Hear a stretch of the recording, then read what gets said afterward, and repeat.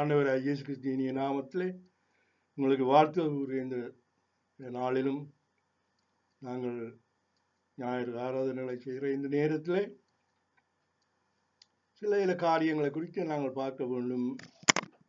உலக பிரகாரமான பல காரியங்கள் நமக்கு நடந்து கொண்டிருக்கிறது. ஆனால் உலக பிரகாரமான மக்கள் ஒரு கஷ்டம் துன்பம் வந்த உடனே என்ன செய்வார்கள்? தங்களுடைய ஆலய வழிமுறைகளில் ஏதாவது செய்வார்கள். இன்னும் கூட போனால் கொஞ்சம் போய் சாத்திரி இடத்துல போய் சொல்லுவார்கள், எனக்கு காலம் சரியில்லை ஐயா, என்ன செய்கிறது என்று சொல்லுவார்கள். அப்போ சாத்திரியும் சொல்லுவார், அப்படியா அங்கே வா பார்ப்போம் சொல்லி கூப்பிட்டு கையை பார்த்து சொல்லுவார், நீ சரியான ஒரு பிரச்சனையாக இருக்கிறாய், கொஞ்சம் காலம் கஷ்டம்தான், கஷ்டப்பட போகிறாய் என்று சொல்லுவார். அப்போ என்னையா செய்ய வேணுமெண்டா, கொஞ்சம் காலம் கஷ்டம்தான், ஆனால் நான் ஒரு கண்ணாடி வைத்திருக்கிறேன், அதில் நான் பார்த்து சொன்னால் அதில் உண்மையான காரியங்கள் நிறைய வரும். இதுக்கு 100 ரூபா தர வேணும், விருப்பம் வேண்டா சொல்லி நான் பார்த்து சொல்கிறேன். சரி என்று சொல்லி அவரும் போய் சரி நான் தாரணையா பார்த்து சொல்லுங்கன்னு சொன்னார். அப்போ அவர் அந்த கண்ணாடியை பிடிச்சி பார்த்துட்டு சொன்னார்,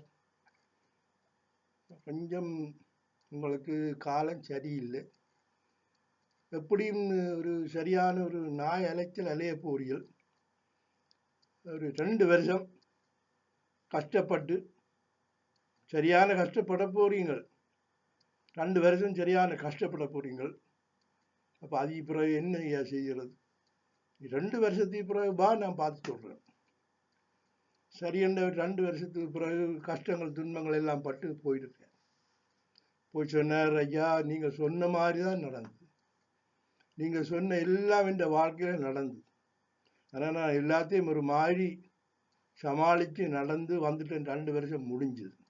சரி சரி வா பார்ப்போம்.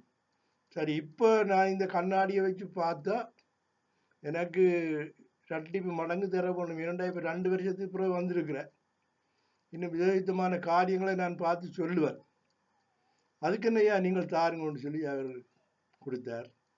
சரி என்றவர் எங்களை நட்டி கண்ணாடியை வச்சு பார்த்தார், பார்த்துட்டு சிரித்தார். அப்போது போனவருக்கு சந்தோஷம், 2 வருஷம் முடிஞ்சுது, ஆனபடியால் எனக்கு ஒரு நல்ல ஒரு முடிவு வந்திருக்கு, என்னையா சொல்லுங்கன்னு சொல்லி.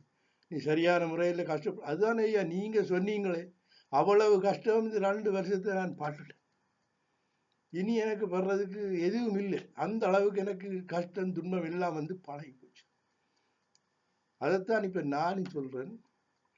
இப்போ உன்னுடைய தேகையின்படி சொல்லப்படுது, இப்போ இவ்வளோ காலம் நீ கஷ்டப்பட்டு எல்லாம் வந்து பழகி போச்சு தானே, இனி இதுவே உனக்கு பழக்கமாயிடும், இதுக்கு மிஞ்சி உனக்கு எந்த சோதனையும் வராது, இது உனக்கு உன் வாழ்க்கை முழுவதும் பழக்கமாயிடும், அதுவே உனக்கு காலப்போக்கில் பழக்கமாயிடும், அப்படியே போய்கொண்டிருக்கலாம் என்று அவர் சொன்னாராம். இதை வேதத்தில் என்ன சொல்றார் பவுல் பாருங்கள்.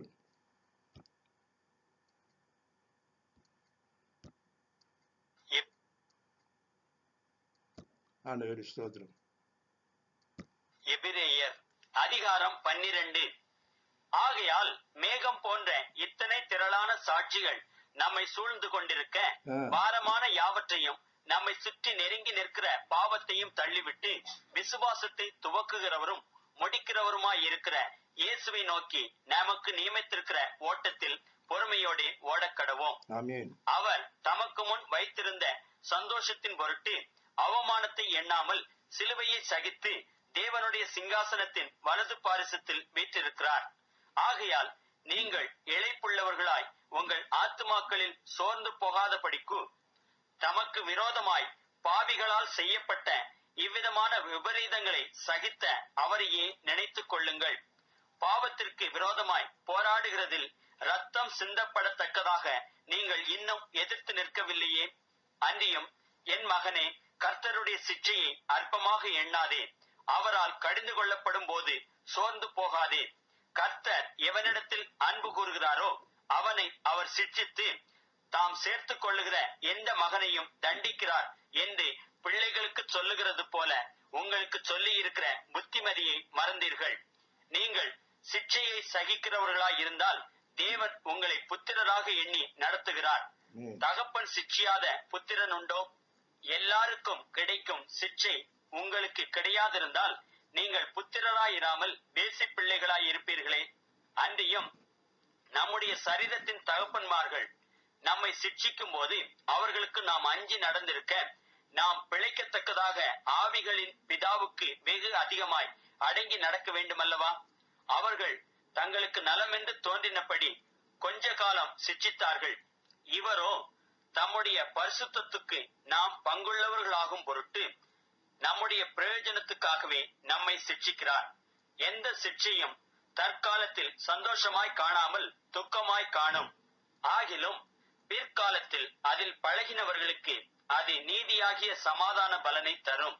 ஆகையினால் நெகிழ்ந்த கைகளையும் தளர்ந்த முழங்கால்களையும் நீங்கள் திரும்ப நிமிர்த்தி, முடமாய் இருக்கிறது பிசகி போகாமல் சொஸ்தமாகும்படிக்கு உங்கள் பாதங்களுக்கு வழிகளை செவ்வைப்படுத்துங்கள்.